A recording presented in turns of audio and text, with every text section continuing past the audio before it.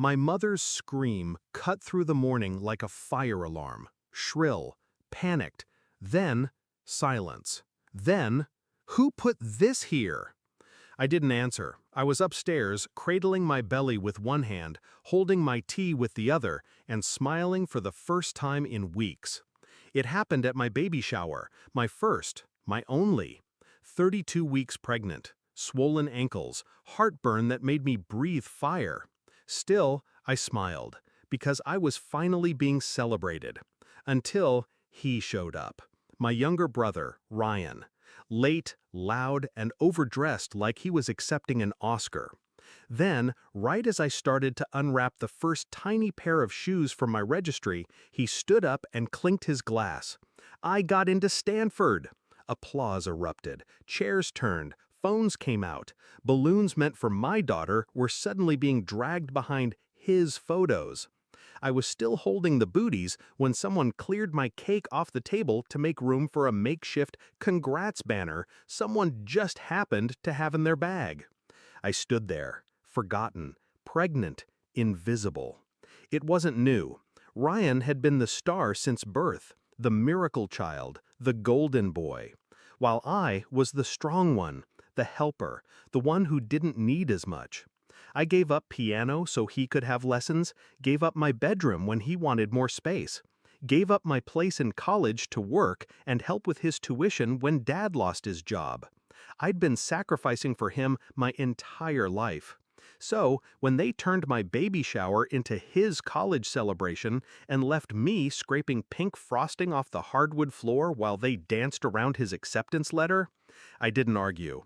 But I didn't forget. That night, I couldn't sleep. I stared at the ceiling. My back ached. My ribs felt crushed. But what hurt most was that no one saw me. Not as a daughter, not as a mother-to-be, just background. I thought about my daughter, and I swore she would never feel this small, this invisible. And that's when I knew. It wasn't enough to be quiet anymore. It was time they noticed me. The plan formed quietly, like a whisper behind my heartbeat.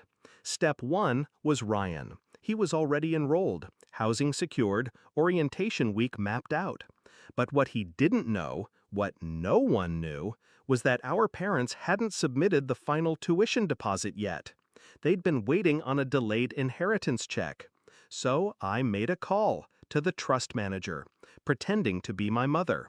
I had the voice, the tone, the birth date, the social security number I once memorized when I had to fill out her Medicare forms. I requested a freeze, said there was a security breach, said we'd call back once we verified everything. Just a temporary delay, of course, but enough to cause problems. Step 2 was the note. I wrote it carefully, late at night, in my neatest handwriting. "You've always loved him more. I've always known. But today made it crystal clear. This baby will not be raised around people who treat her like she's second place before she's even born. Don't worry, I won't ask for anything again. Ever." I signed it with my name, folded it, left it on the kitchen table the next morning. Then I packed my bags, drove 3 towns over, and stayed with my friend Leah. No warning, no location shared. By afternoon, they were calling non-stop. By evening, Ryan's name was trending in our town's group chat. Apparently, he'd gone to register for classes only to find his funding had mysteriously fallen through. No deposit, no classes. And the trust? Still frozen. Pending identity verification, the office said. Oops. 3 days later, Dad messaged. "We're trying to fix this. Can you call us?" I didn't respond. Another text. "Ryan is devastated. He might lose his spot. Please, this isn't fair." Wasn't it? Because when my water breaks at 2 a.m., I'll be alone. And when I bring a life into this world, they'll be celebrating a boy who's not even home anymore. Fair? Fair was long gone. When the inheritance cleared 2 weeks later, the fees for re-enrollment had doubled.